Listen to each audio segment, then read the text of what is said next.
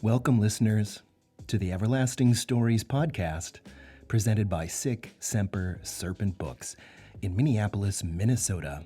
I'm your host, Michael Strand.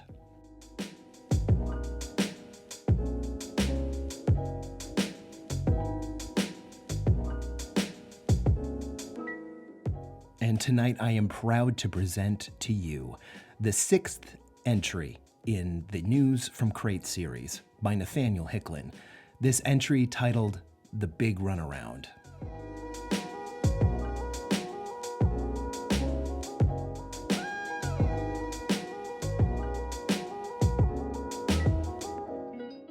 On the previous episode, our hero, Wilma, and her friends discovered that Crate is sitting on a massive complex of mysterious tunnels and infrastructure, which supports the odd functions of the town. But things also seem to be going haywire because a brand new house appeared. But this house wasn't built properly. Instead, it was twisted and broken, and no one understands why.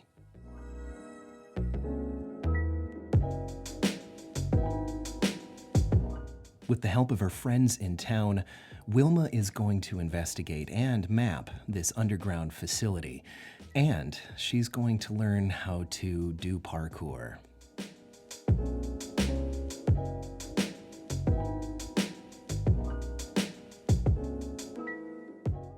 As always, the Everlasting Stories podcast is brought to you by our subscribers over at patreon.com/SickSemperSerpent. For just $1 a month, you can get access to the entire written archive of stories. And for just $3 a month, you can get early access to new episodes of this podcast weeks before anyone else, in addition to other perks.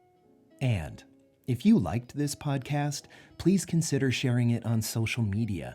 It really helps us out, and chances are your friends will like it too.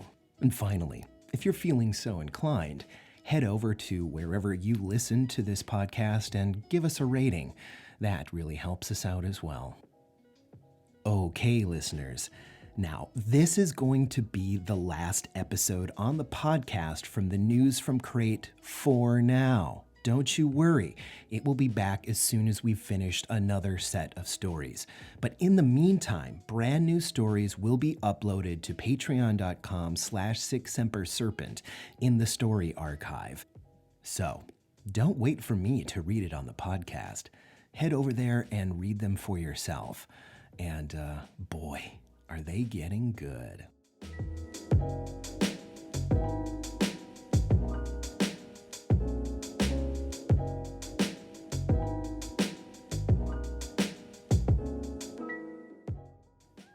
Okay, folks, I know you're ready for this story, and so here it comes.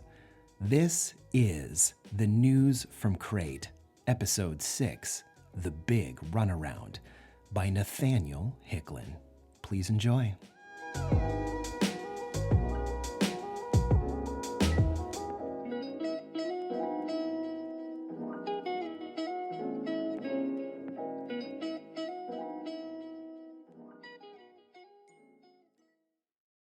A week had passed since the new house appeared in Crate. During that time, Wilma, Dot, and Imogen kept themselves very busy exploring the passages beneath the city. The work progressed quickly now that they had the support of the entire council.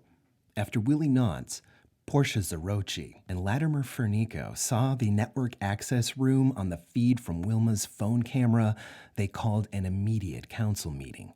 The presence of secret infrastructure beneath the town was now an undeniable fact, and they needed to address the matter.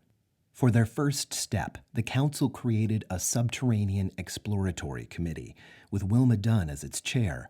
She had the authority to sequester any of the town's resources and inhabitants as necessary, including fellow council members, for the purpose of cataloging and analyzing anything found in the tunnels. The app Dot had cobbled together to record the structure of the chambers and corridors in Wilma's basement was now on every council member's phone.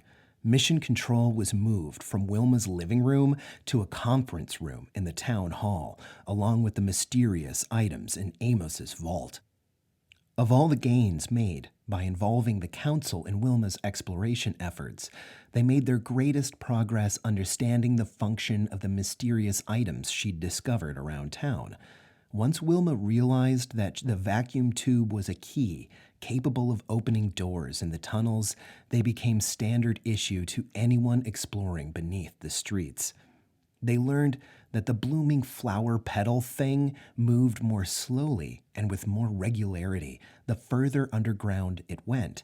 And they also learned that the wavy arm man device would stop waving whenever one of the trash-gathering centipede robots was nearby, and instead point in the direction of the creature. Though they hadn't yet gathered meaningful data about the other items, at least one committee member remained in the town hall at all times, trying to figure out what on earth they were for, or poring over enlarged copies of the pages from Amos's journal. Now that Wilma's investigation had forced the council to acknowledge that there were fundamental things that they didn't understand about Crate, the council was determined to uncover them. Since it was Wilma's committee, Imogen became a prominent member. The rest of the council quickly got used to seeing her around the town hall. She'd never gotten past the front lobby before Wilma had arrived, but now she spent almost as much time there as in the library. Once all the passages within a safety cable's length of the surface had been explored, Imogen could usually be found with Portia in the mural room. The room's purpose was to display a map of town, but Portia had been working on constructing a physical map of the new discoveries beneath. They had first tried to use the mapping software to create a comprehensive layout of the entire tunnel network, but the system crashed every time they tried feeding it data from multiple sources. It could handle a single path beneath the town, but it couldn't weave them into a whole without running into a computational error of some kind. They tried taking a single device on a tour of the whole thing, but it ran into the same errors whenever it crossed over its own path.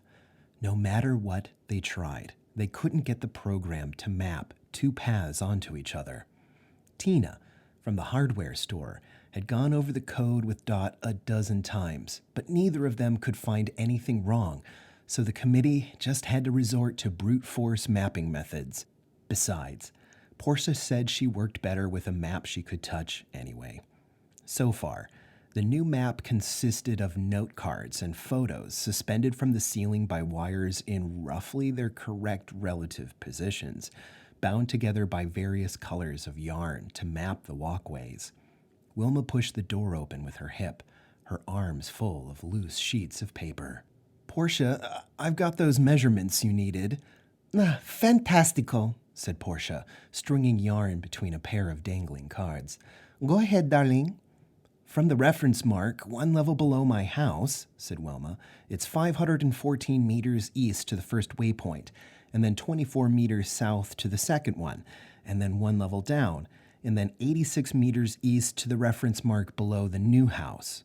Portia looked at the hanging cards and strings and chewed on a fingernail, while Imogen measured out yarn on a side table with a ruler along one edge. 514, 24, 86. Imogen carried the lengths of yarn over to Portia, who tied them to their various support points. "Well," said Portia, "at least it is consistent." "Yeah, consistently off," said Imogen. "Do we need a different tool for measuring the corridors? Maybe the yarn just isn't precise enough." No, said Portia. "The yarn is bene. Maybe the angles are off." "The measurements still won't fit?" said Wilma. "Not precisely," said Portia. "It is possible that there are tiny errors here and there that are adding up, but I don't think it will help us to go over our own footsteps anymore. Maybe I will go speak to Gus about another option." By the way, Wilma, said Imogen, Dot called while you were downstairs. She says that one of the mannequins in Chester's clothes shop has gone missing, and they don't know why or where it's gotten to. I told her I'd let you know as soon as you got back. Said Wilma. I guess I can check it out. You want to come help? Oh, sure, said Imogen. Portia, you got this? Certo, said Portia. I should wait to add more areas anyway until I've gone over the measurements again. Have fun. Giovanni Amanti.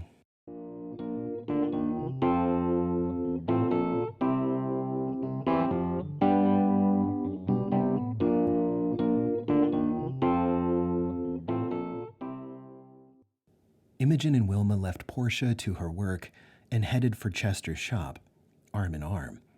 Does it seem weird to you that Dot would call you instead of me? Said Wilma. She knows we still get signal down there. Maybe she didn't want to bother you while you were exploring, said Imogen, walking her fingers up Wilma's arm. Or maybe she just wanted my help. I can be pretty helpful sometimes, you know. Yeah, of course you can, said Wilma. But I don't know. I just feel like Dot's been in a weird mood since we found that network access room. Well, you can ask her when we go to talk to Chester, said Imogen.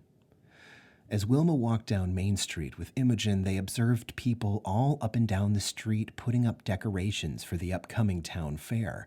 She'd been hearing about the fair for weeks and felt excited it was finally arriving. Wilma thought the fair would be a welcome distraction from all the delving beneath the town. From what Imogen had been saying about the fair, it was the time when newcomers over the previous year really got to see what Crate was all about. She doubted they'd learn anything they didn't basically know already, but from what Wilma had heard, the fair promised a new slant on all the weirdness. She was looking forward to seeing a side of Crate that didn't make her worry about creepy robots emerging from the earth to take over.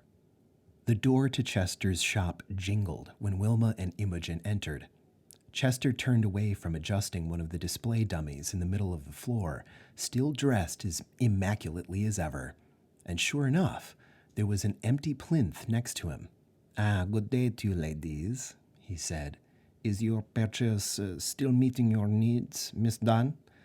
Now more than ever, Chester, said Wilma. I heard from Dot that you're missing a mannequin. Oh, yes, I'm afraid so, said Chester. Miss Vander was here overnight using some of my equipment, both to make modifications to her wardrobe and to familiarize herself with some of my methods.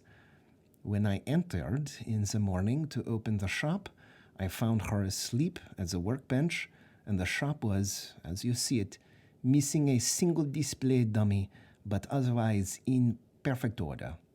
I asked her if there was anything unusual that happened in the night, but she said that she saw nothing. Have you spoken to any of your neighbors?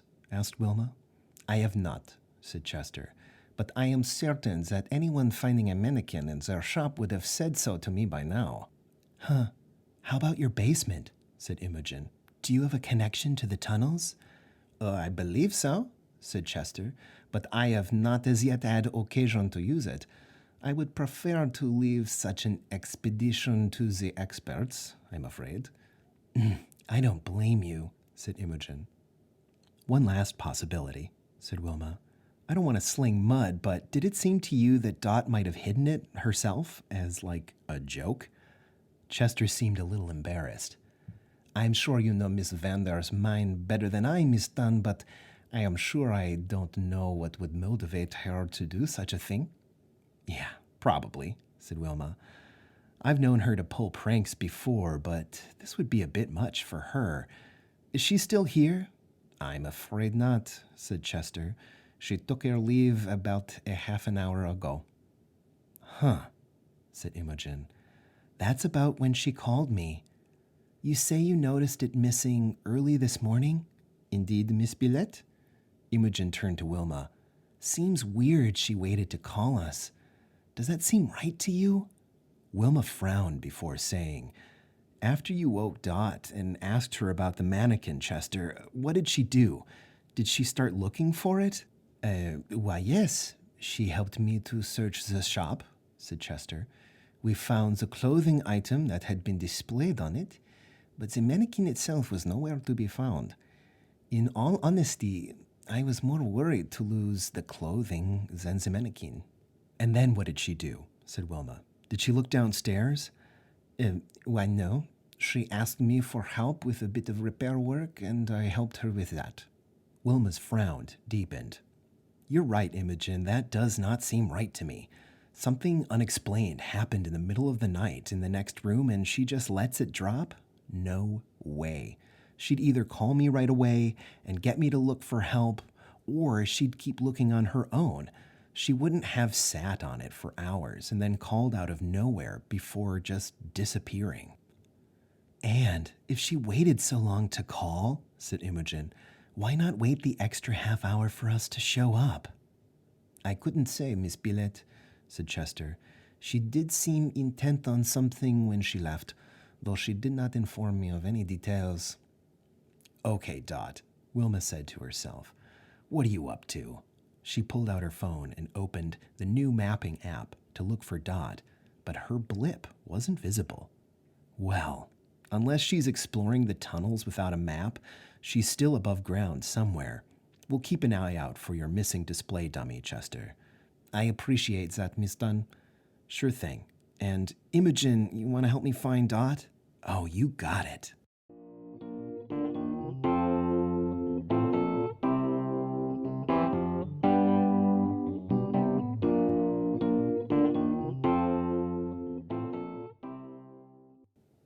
The one thing Wilma and Imogen both knew for sure about a social butterfly like Dot was that in the time she'd been in Crate, she could have befriended anyone and everyone. She still slept at Wilma's house, though, so they started there. After not finding Dot at Wilma's, however, they went to the hardware store, where they found Tina soldering something into a circuit board. Tina said that Dot had dropped by there 2 days ago, but she hadn't seen her since. Wilma thanked Tina for her help, and the two left her to her work. The other place where Dot might be was the gym. It was owned by a Vietnamese couple, Tao and Leanne Tung. Tao led the agility and weight training program, while Leanne oversaw the cardio machines, and she was also the yoga instructor who had taught Dot to do full back bends in less than a week. They found Tao in front of the gym assembling a large set of metal steps from the pavement to the roof, the starting point for the big rooftop free-running race, which headlined the Crate Town Fair every year. Leanne was at the reception desk, going over some papers and sipping something green from a plastic bottle. Neither of them knew anything about Dot's whereabouts either. The couple were an excellent advertisement for their gym, though. Tao carried the heavy steel components of his free-running course up and down those stairs like they were no weight at all, and Leanne was curled up into a ball on the top of the desk as she worked, as though that were a perfectly ordinary way to do paperwork. It convinced Wilma to join Dot at the gym one of these days. Well, what do you think? Said Wilma as she and Imogen left the gym. Keep trying to find Dot and ask her about the mannequin, or just look for the thing ourselves? I'd honestly just rather look for the mannequin, said Imogen. It sounds like Dot might be in a weird frame of mind right now, and maybe she just needs her space. Yeah, you're probably right, said Wilma. Well, it seems like the best place to start looking is under Chester's shop. I'll head for the access hatch behind the greeting card store. And I'll go to the town hall and monitor, said Imogen. She squeezed Wilma's hand. Don't worry about Dot. She'll probably turn up at the fair tomorrow, right as rain. Yeah, I know. Wilma was still maybe 10% worried, but she tried not to think about it. It was probably fine. She leaned down and kissed Imogen on the cheek. I'll call you when I'm inside.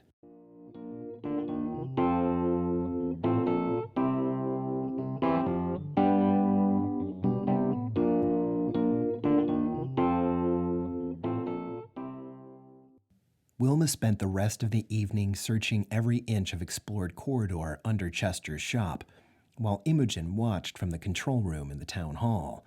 The new setup had 3 big screens for monitoring expeditions, one for the forward camera view, one for the track position, and one for the faced view and comms. Because of the errors in the mapping software, Wilma had to come above ground every half hour or so in case she crossed her own path enough to crash the computer again. Wilma opened every door she could, but there was no sign of a mannequin. The deeper she descended into areas of the tunnels that hadn't been mapped yet, the more it seemed like a long way to go for a prank. After a few hours, they gave up. The mannequin was probably in a closet somewhere. They could look for it after the fair. Honestly, what was the hurry? The next day, all storefronts and businesses were closed, and the town hall was empty. Nobody wanted to go to work while the fair was on. A few people tended booths in the street stocked with various little trinkets for sale. Several more operated midway games. Wilma hungrily eyed a variety of fried foods, impaled on sticks. Wilma stopped at every single booth, greeting all the townspeople she hadn't yet met. She loved seeing what the people of Crate got up to on their day off. Chester sat making woven bracelets for people. Tina painted faces. Ben from the cafe sold funnel cake.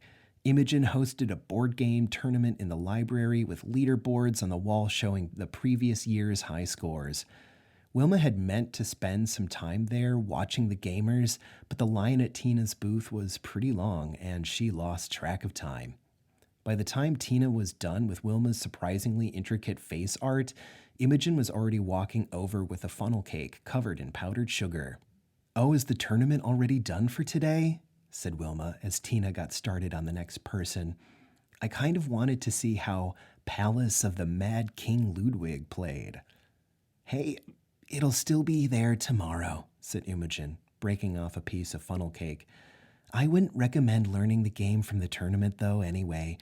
The really competitive players aren't in it for entertainment. You might really enjoy a game like Cities of Steam or Gridlock, but probably not in a setting like that." She took another bite, getting some powdered sugar on her face. "You definitely wouldn't have wanted to learn Gridlock from the guy that won the tournament today anyway. He set a new record, but he used a really weird strategy that I'm not really sure captures the spirit of the game." "Hello?" Wilma just stood and stared at the funnel cake, looking at it from various angles, as though something were hidden inside of it. "You got this from Ben's stall, right?" said Wilma. "Yeah," said Imogen, slowly and hesitantly. "Why?" "Well, I think I've seen this shape before. We should ask where Ben learned his recipe." "After the race," said Imogen, raising her voice. "It's fair day. You're supposed to have the day off. Ben and his weird funnel cake can wait," she said, holding her paper plate. "Besides, do you want a bite or not?" "Well, I don't want to fill up before the race," said Wilma. She looked at the plate again. "Maybe one piece." "There you go." Wilma broke off a healthy-sized piece and held it up to Wilma, who took it and gingerly held it away from her clothes. "Don't want to get sugar all over myself," said Wilma, polishing off the piece of fried dough. "See, look, you've gotten a smudge on your face." She leaned over and kissed Imogen's cheek, coincidentally on top of a smear of powdered sugar. Imogen wiped off her cheek. "Okay, now you're getting ridiculous." "Nuh-uh, you're ridiculous." A voice came to them from down the street. "Oh, hello. It's good to see you." Wilma and Imogen turned to see Dot coming toward them from the direction of the town hall, holding a balloon animal. "Oh, hey, Dot," said Wilma. "We've been looking all over for you. We wanted to talk to you about the mannequin that went missing in Chester's shop. Do you know anything about it?" "No, I'm afraid I don't," said Dot. "Hey, is either of you taking part in the free running race? They're starting in about 15 minutes. "Yeah, I thought I might give it a try," said Wilma. "Imogen, how about you?" "No, not me," said Imogen. "I tried it once and I was sore for about a week afterwards. How about you, Dot?" "Oh, of course," said Dot. "It sounds like fun. Come on."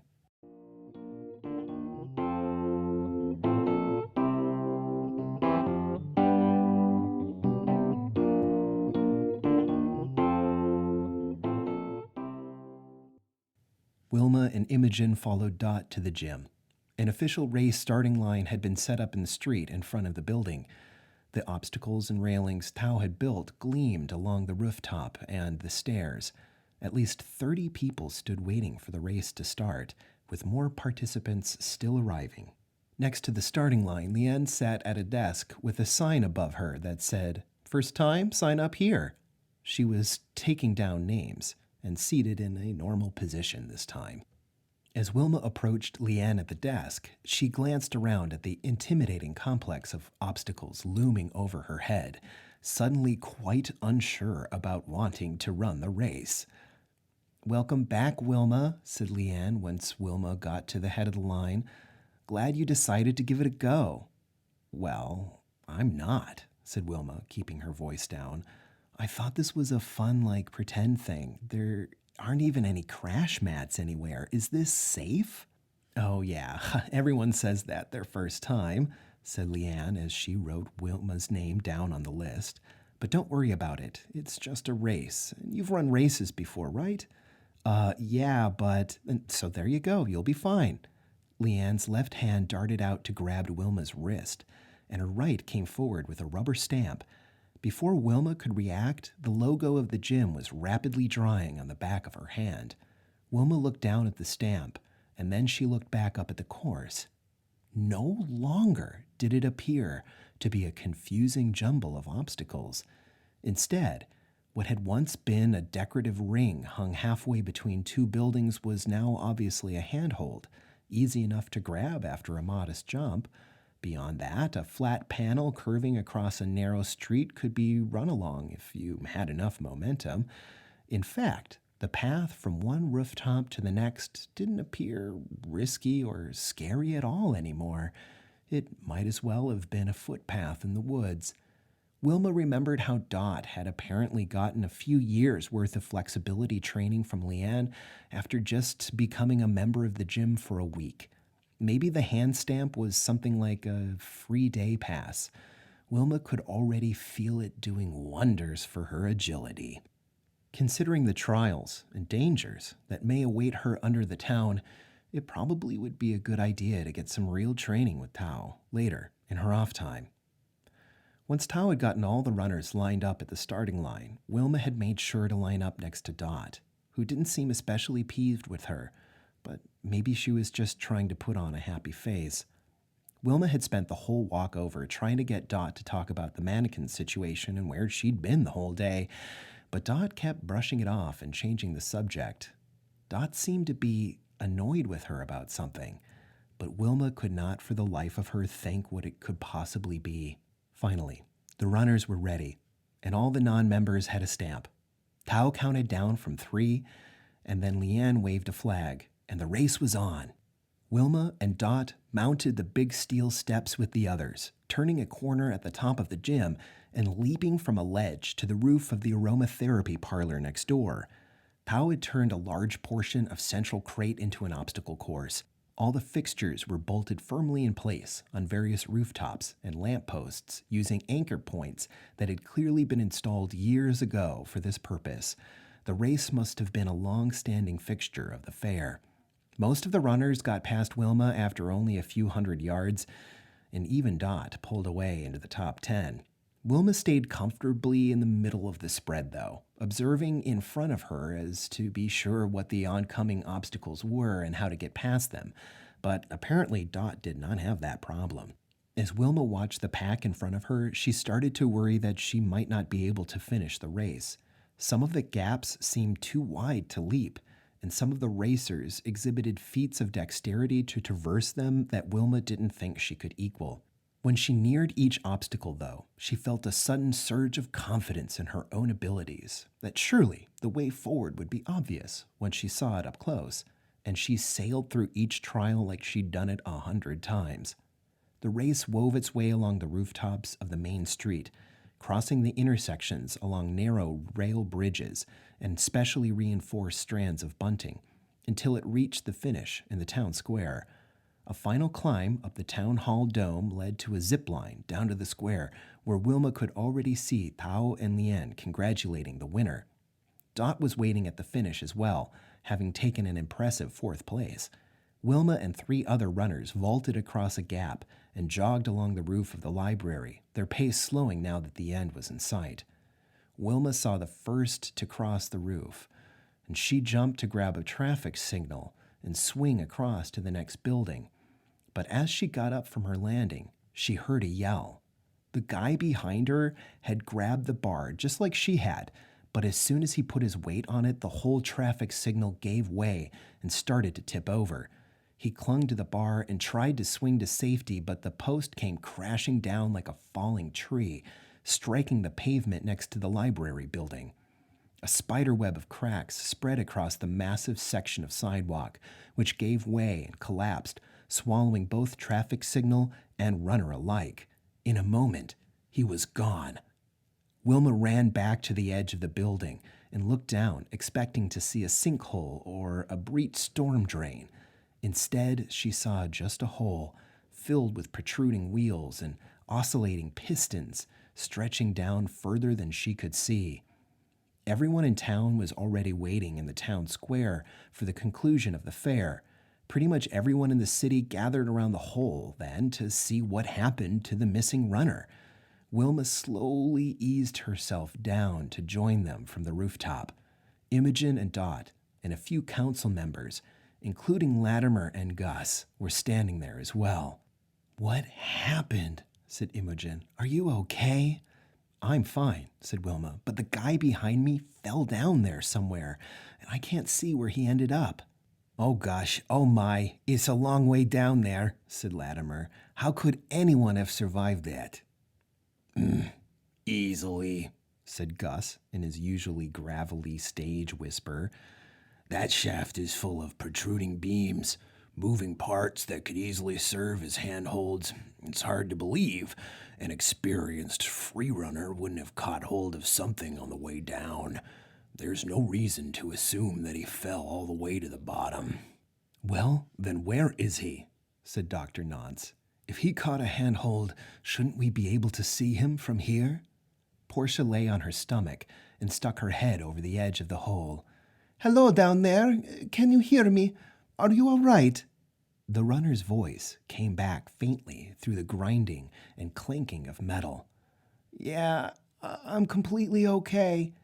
I found some kind of alcove down here, but there's a lot of camshafts and rotating panels and things around me, and the timing doesn't line up right. There may be a gap in the cycle somewhere, but I can't find it." "Just sit tight," said Wilma, lying next to Portia. "We'll get you out." Wilma and Portia backed away from the hole and stood up. "Well, we have to go down there one way or another," said Wilma. "This is a new area. We haven't found a way under the town square yet. We need a cable and items from the town hall so we can do a survey after we rescue him." "We'll need some kind of winch, too," said Imogen, "if we're going to lower someone down there, so I'll be right back." She headed across the square at a jog. Wait, hang on a minute," said Dot. "Aren't we moving a little fast? We can't rush into this, or more people might get hurt. We need to be careful here." "Nobody's talking about rushing," said Dr. Nance. "And he said he was not hurt, but there's no reason to waste time when we have someone down there who needs a rescue." "Besides," said Wilma, "we've just uncovered a new area of the tunnels to explore, and it's full of moving parts and turning bits. I'm surprised you haven't gone down there already yourself." "Oh, come on, Wilma," said Dot. "I'm not a child. This is a serious matter, and the facility is not a playground. We have no idea what's down there, and we need to tread carefully." Wilma gave a sideways glance to Dr. Nance. Both of them had apparently noticed it. "Dot, are you all right? You seem a little nervous. And, what's the facility?" "Oh, don't worry about that. It doesn't matter. The only thing that matters is that we don't endanger more lives than we already have." "Nobody's life is in danger," said Wilma. "What's gotten into you?" As Imogen came running back over with a big coil of cable and a small backpack, Wolfgang the mechanic came from the other direction, carrying a small crank winch. Just then, Wilma got a message on her phone. It showed a crude sketch of several large wheels and pistons with some calculations next to each one, and then the screen changed to show an incoming video call, labeled with the name Vinny. Wilma accepted the call and saw a harshly lit face surrounded by dark metal walls. There was a muffled clanking sound in the background. "Hi, Wilma, did you get my sketch? I'm sorry it's so messy, but I only have my phone screen down here." "Yeah, I got it," said Wilma. "Vinny, I presume? I don't believe we've met." "Yeah, that's me," said Vinny. "I run Vinny's Vaults north of the square." It's a pleasure," said Wilma. "So, what are these calculations you sent me?" The other council members present gathered around, so Wilma put Vinny on the speakerphone. "I just took a quick eyeball at the stuff in the shafts above me," said Vinny, "and I've been clocking their periods and frequencies to try and find a route out." "Send me that sketch, please," said Gus. Wilma forwarded the sketch to Gus and the rest of the council, and Gus examined the calculations on his own device. "This will be a great help.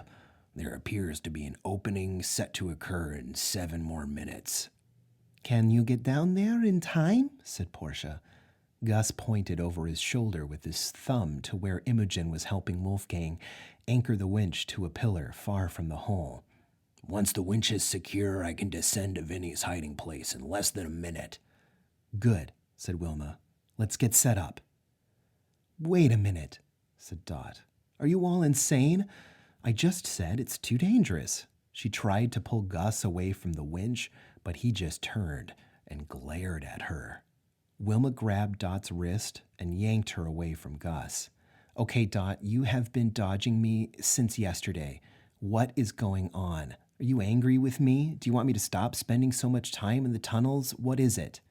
Over Dot's shoulder, Wilma saw Dr. Nance bend down and whisper something in Imogen's ear. Imogen took out the wavy arm man device from her backpack and pressed the button. The little metal man immediately sprang to life and pointed directly at Dot. Usually the little man only pointed at the mechanical creatures that came from the tunnels. Wilma had a sudden, unbidden image of a metallic insectoid device emerging from the baseboard in Chester's shop, climbing Dot's leg and inserting a cruel little needle into the base of her neck. Wilma clamped her hands on either side of Dot's head and pulled it close, looking for holes. What the... Wilma, said Dot, what are you doing? "Come on, Dot, where did it get you?" said Wilma. "That's what happened that night in Chester's workroom, wasn't it? Something came up from the tunnels and it got you. What was it?" "Stop it," said Dot. "Nothing got me. Get off." Dot tried to push Wilma away, but Wilma refused to let go. She tried to get her hand on Wilma's face, but Wilma twisted out of the way. Then Dot kicked Wilma in the knee. Wilma and Dot had only really argued once or twice before, and she never thought that Dot would ever attack her. So Wilma bear-hugged Dot and tackled her to the ground. She didn't see the concrete planter in her path until the last possible second. She turned, just in time to avoid hitting it herself. But the edge of the planter caught Dot in the side of the head, and her head jerked so hard it came snapping clean off and flew into the air. In the middle of its arc, Dot's surprised features fizzled and vanished, leaving a featureless face on a display mannequin. Wilma looked down, her eyes wide, her breathing shallow. Dot hadn't been infected by a machine from the tunnels after all. She'd been replaced by one. Even without the head, the mannequin wearing Dot's clothes were still moving. It managed to find the edge of the planter with its hand and tried to pull itself to its feet. It got up on one knee before slipping and collapsing to the pavement. Its ruined neck gave out a small spurt of electricity and a puff of blue smoke before lying still. For a few seconds, nobody moved in the whole square. Then, Imogen ran over to Wilma and pulled her into a tight squeeze as Wilma started to shake all over. Dr. Nance knelt down by the two of them and started to check Wilma's pulse. "It's okay, Wilma," said Dr. Nance. "Deep breaths. Your heart is racing." We're going to find her, Wilma, said Imogen. Don't worry. This is my fault. She just wanted to explore, said Wilma through harsh breaths. She just wanted to have a good time, to see a place she hadn't been before, and she said she'd give me a ride. A ride where? Said Dr. Nance in her therapist voice. To Crate, said Wilma. I told her about the letter and that my uncle had left me something, and she said she'd give me a ride, and it sounded like fun, and now she's... Wilma was starting to hyperventilate. You need to rest, Wilma. You need to calm down, said Dr. Nance. No, said Wilma, shakily getting to her feet. I need to find Dot. She would have lost her balance without Imogen there to lean on. But after a few slow breaths, her head stopped spinning and she could see clearly again. You said that she was a good fit for Crate, Willie. That means that she belongs here too, so I'm gonna find her. Imogen kept her grip on Wilma's hand. You want to go tell Chester we found the missing mannequin? Wilma gave a humorless laugh. Eventually, but Chester can't help us find her. She looked back at the headless mannequin. She gasped. But if this is what she was wearing when she was taken, then maybe she's left us a trail. Wilma knelt down beside the face-down mannequin and pressed on the retractable phone dock at the back of Dot's exploring outfit. There was a click, and Dot's phone rose out of it. All right, said Wilma. She started pointing at people and issuing orders like a field general. Wolfgang, get on with the winch and lower Gus and down into the hole. Gus, use Vinny's calculations to find your way through the mess down there and get him out safe. And once he's back, start mapping the rest of the shaft and send the findings to Portia. Tina? Yeah? Said a baffled voice from the crowd. Can we borrow your shop for a bit?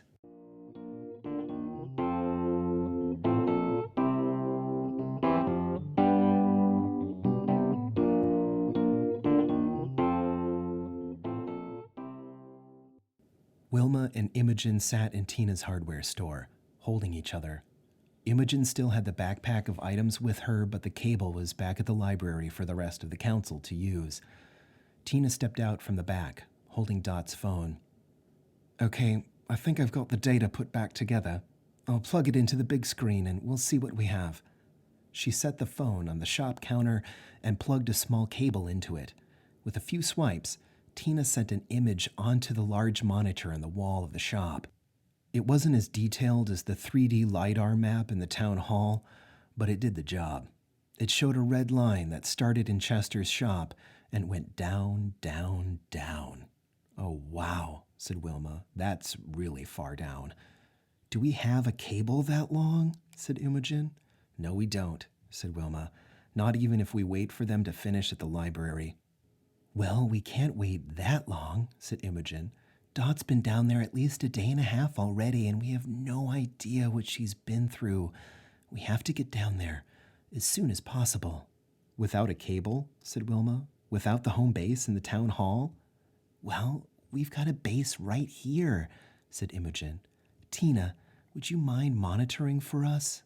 Hey, I have nowhere better to be right now, said Tina, and I've got your back, don't worry. Wait, we? Said Wilma. You want to go down there with me without a cable? I thought you didn't like going into the tunnels, even with safety measures. Well, I've been working myself up to it this past week, said Imogen. She wrapped her arms around Wilma's waist and squeezed. I don't want you going down there by yourself, without a cable, and I want Dot to see as many familiar faces as possible when we find her. Okay, said Wilma, if you're sure. She stood up and switched on her navigation app. Imogen tightened the straps on her backpack. Tina, said Wilma, I don't suppose you can show me that path on my phone, can you? Tina looked at the screen and scratched her chin, and then she snapped her fingers, and her ears twitched a little. You know, probably not on yours, but I might be able to set up something for Imogen. Give me a sec. Tina pulled a box out from under the desk and pulled out a bunch of loose parts. I've been tinkering a bit with some of these VR goggles. Imogen, you need an explorer's rig anyway, right? I think I've got a LiDAR kit around here somewhere that I can set up for you. She started zip-tying parts together and clicking wires into sockets. She ran a cable to her computer and then ran a few applications. In less than a minute, she walked over to Imogen and fitted a set of clear goggles to Imogen's head with a heavy bundle of gadgets strapped to it. "There you go," said Tina. "I'll be able to monitor you properly, and I can place markers on your field of view to tell you which way the path goes. Let me know how it feels to wear, because I kind of want to make more of these now." "Yeah, I'll let you know," said Imogen, shaking her head back and forth, making all the parts of her headset jiggle. "All right, we've got our route," said Wilma, "and we've got all the gear we can get. You ready to go, Imogen?" "Ready as I'll ever be," said Imogen, bouncing up and down on her heels and waving her hands to get herself less nervous. "Okay, Tina. Wish us luck." "You've got it," said Tina. "We'll be watching."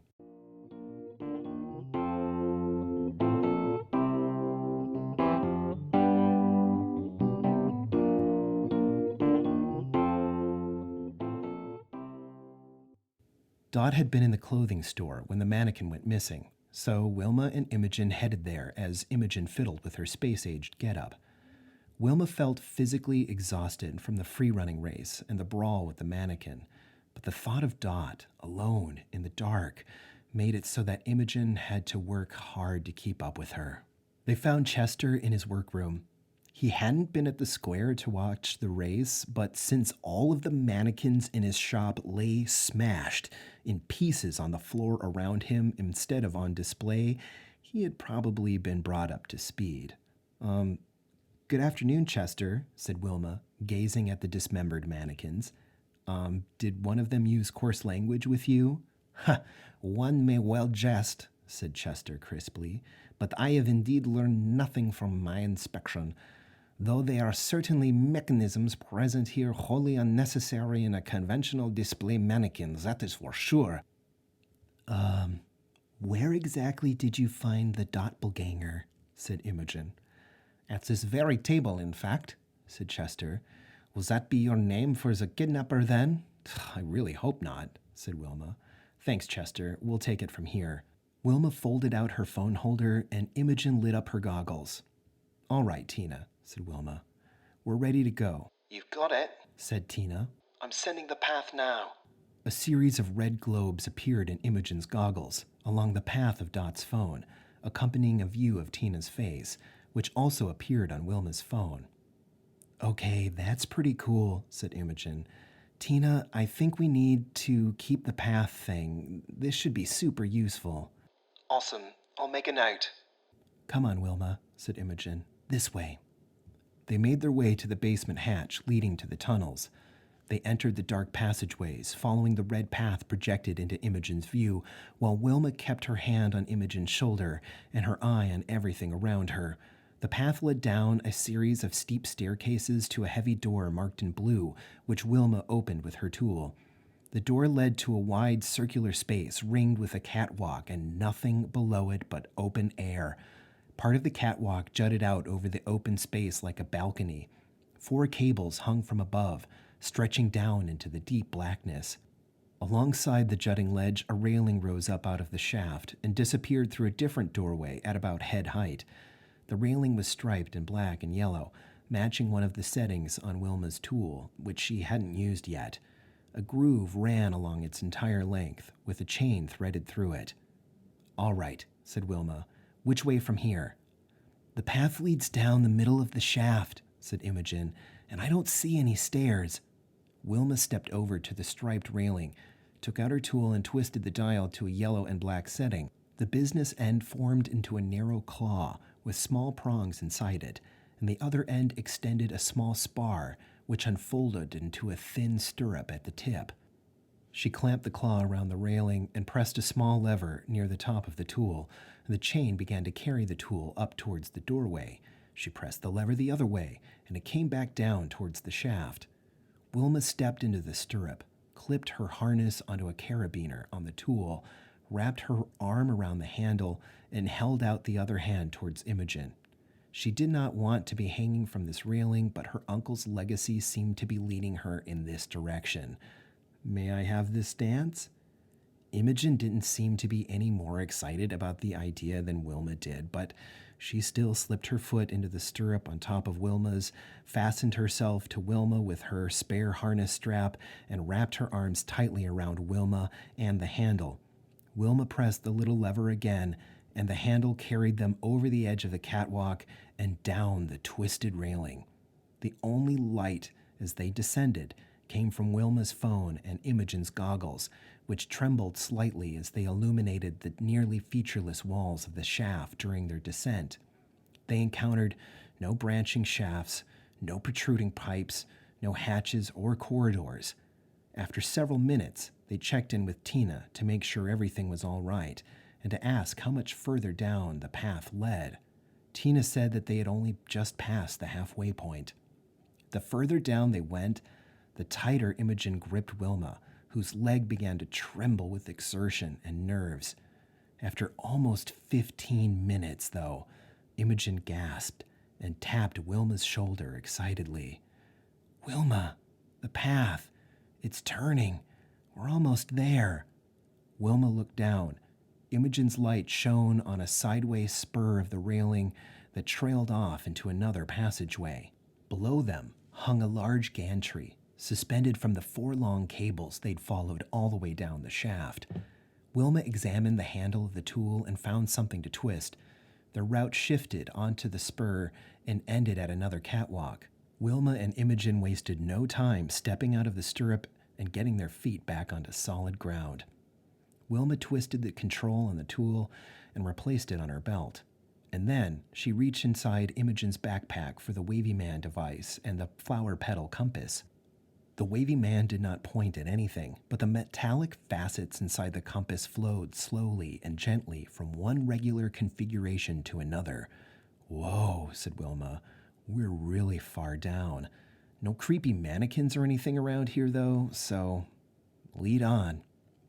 Imogen kept following the path, which led down a short passageway toward an elaborate door with another vacuum tube lock. While Wilma watched their backs with the wavy arm man and the compass, Imogen took the key from her backpack and inserted it into the keyhole. The panel on the door reshaped itself into a single word: examination. "Oh man, that isn't good," said Wilma. Imogen turned the key, and the door opened to reveal a bare white room, the walls flickering to light with a gentle illumination from an unseen source that left no shadows. At the center of the room was a single wheeled gurney. Beneath the gurney, a cluster of pipes and hoses sprouted from the floor in a tangled mess which flowed up into the underside. On top of the gurney lay a large block of blue gel. Wilma and Imogen could just barely see Dot embedded inside it. Her face barely poked out of the top. She wore a one-piece garment with angular lines running along its length, and she was not moving.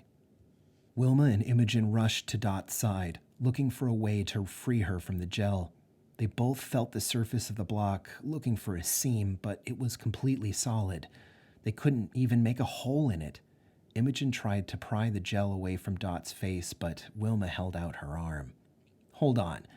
We don't know what this stuff is, or if it's somehow keeping her alive. We need to make it let go of her." She paused. "Hold on." She knelt down and looked at the pipes under the gurney. The joints were ringed in green. Without a word, she took out her tool and set it to green. With a few deft movements, she loosened every joint she could find. Some of the pipes and hoses were empty, but a few of them leaked a clear blue fluid as soon as Wilma disconnected them. As soon as the first leak started, the gap in the gel around Dot's face began to widen. Oh, that did it," said Imogen. "Whatever you're doing, keep doing it." Wilma took the piping completely to pieces. When she got back to her feet, her clothes were covered in blue blotches, and the gel block encasing Dot had been reduced to a shallow pad, like a futuristic mattress. Now that her body was uncovered, Wilma and Imogen were able to see her weird garment more clearly. Her hair had fallen out of its previous dreadlock style and was matted to her head, with an extra shade of blue in its color. They could also see that her skin displayed a pattern of neat scars, which matched the pattern of seams on the mannequin. Wilma quickly held up the wavy armband device again, but it didn't point to Dot as it had to her imposter. It just stood there and waved. She looked up at Imogen. Doctor? Doctor. They pushed the gurney out of the examination room as urgently as they dared, back to the shaft, and onto the hanging gantry. Imogen felt a little nervous about dangling above the long shaft again, but Wilma spotted a pedestal on the far side of the gantry where she found another keyhole on top. Imogen inserted the key, and the small plate above the keyhole turned to the words up and down. She turned the key smartly toward up, and the gantry began to climb quickly. "Tina," said Wilma, "we've got Dot." You do? Oh, that's great. "She may need some help getting out, though," said Wilma. "Is there any way to the surface that doesn't involve stairs?" I don't think so. Sorry. "All right. How's Vinny doing?" Oh, he's just fine, thank goodness. Gus pulled him out, no problem. He's calming his nerves at Ben's place right now. "Oh, that's great news. Can you have Gus or someone meet us as soon as we get within a cable's range of the surface?" Maybe you should send Willa, actually," said Imogen. "Dot needs someone with EMS training." I'll give the nonces a call. They'll be ready for you. The lift reached the top of the shaft after only a few minutes. Wilma and Imogen pushed the gurney away from the shaft, but it wouldn't fit through the door they had entered, and it certainly wouldn't fit up the stairs. They managed to carry Dot up the first flight before she began to come to. What? Said Dot. Wilma and Imogen immediately set her down and laid her on the floor, cradling her against Wilma's leg. "Don't move yet," said Wilma. "We're getting you to the doctor as fast as we can." "We think you got taken in the middle of the night by one of the mannequins from Chester's shop," said Imogen. "Do you remember anything about what happened?" I don't know," said Dot. "I feel really fuzzy." The sound of footsteps echoed above them. Wilma and Imogen looked up to see Willa Nance climbing down the stairs, a steel cable hooked over the back of her armored scrubs. She had a folded stretcher over her shoulder, which she set down and unfolded as soon as she saw Dot. "Oh, thank goodness you found her," said Willa, kneeling down to examine Dot's vitals and check her pupillary response. "Good thing that special Amos door was so close to the surface, too. Otherwise, you might have to carry her up all those stairs by yourself." She waved Imogen and Wilma into place at Dot's feet and midsection, and the three of them lifted Dot onto the stretcher and started carrying her up the stairs.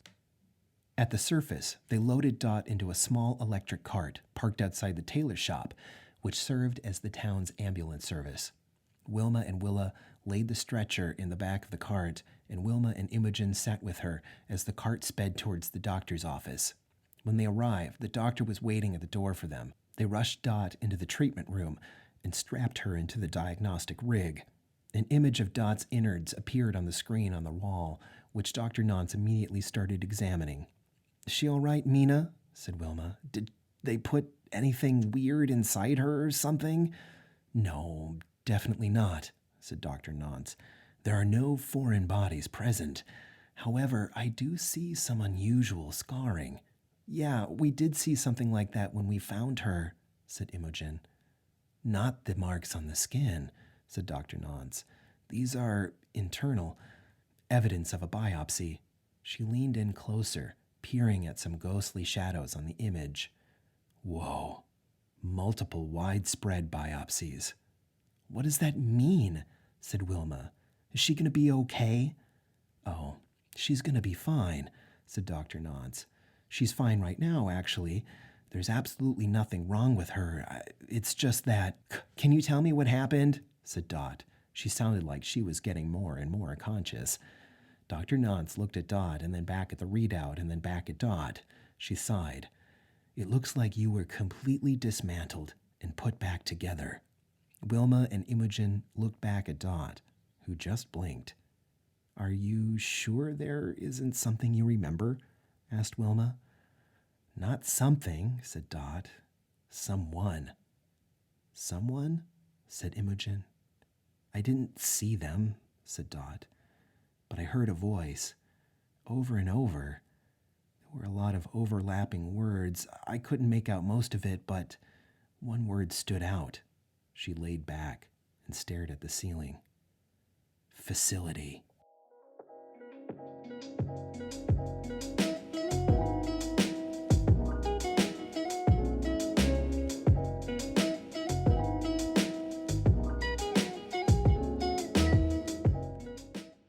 All right, listeners, that's the exciting conclusion of tonight's story. I hope you enjoyed listening to it as much as I enjoyed reading and producing it. Once again, you heard The Big Runaround, Part 6 in the News from Crate by Nathaniel Hicklin.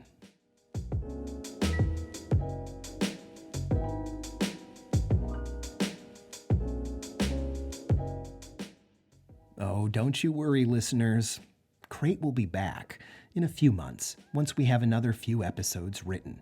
But in the meantime, next week, we will have a one-off story written and read by T. Martin Krause. He's the editor-in-chief of Semper Serpent and the publisher of this podcast. It's going to be pretty fun, and you won't want to miss it. So please stay subscribed and stay tuned. In the episode after that, we'll be beginning a brand new series titled The Case Files of Luke Miller by D. Zane Davis. These stories are about a hard-boiled private eye from the mean streets of St. Paul who chases down the metaphysical and magical denizens of our fair state. The stories are fun, they're funny, they're exciting, and you're not going to want to miss them.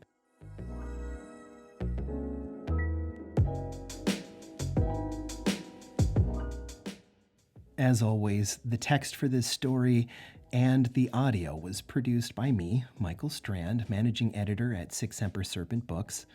Tonight's story was authored by Nathaniel Hicklin, Semper Serpent writer, and the publisher of this podcast is T. Martin Krause, editor-in-chief at Semper Serpent.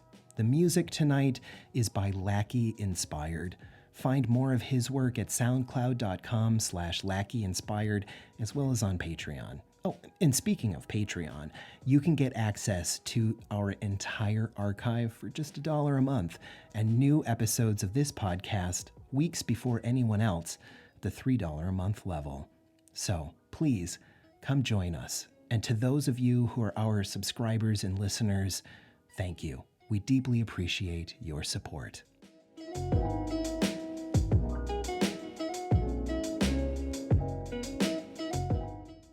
Well, listeners, once again, we've reached the end. But in some ways, it's just the beginning of something new. We have lots of wonderful properties coming down the pipeline for you. So stay right here with the Everlasting Stories podcast and discover something unexpected. We'll see you next time, and thank you.